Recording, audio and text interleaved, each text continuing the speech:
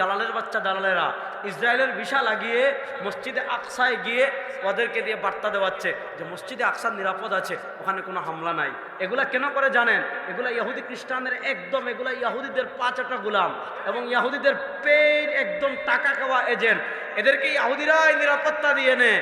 শুনেন, ইসরায়েল কখনোই ওই ব্যক্তিকে ইসরায়েলের ভিসা দিবে না।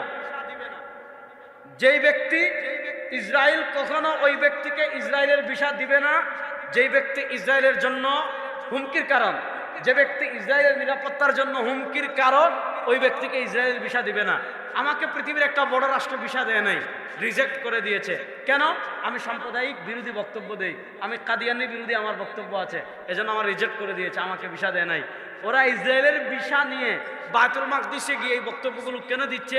অর্থাৎ মুসলমানদের কাছে এটা নরমাল করা। একদিকে গাজা শেষ হয়ে যাচ্ছে, একদিকে রাফা শেষ হয়ে গিয়েছে, একদিকে গাজা শেষ হয়ে যাচ্ছে। ওই সময় গাজার মুসলমানদের জন্য যারা ব্যথিত না হয়, ওই সময় রাফার মুসলমানদের জন্য ব্যথিত না হয়ে ইসরায়েলের ভিসা নিয়ে গিয়ে যারা এই কথা বলে বায়তুল মাকদিস নিরাপদ আছে, 500 কিলোমিটার নিরাপদ আছে, এখানে কোনো হামলা নাই, এদেরকে দেশে ফেরার সাথে সাথে গ্রেফতার করে জিজ্ঞাসা করতে হবে যে ইহুদিদের দালালি করছে কিনা।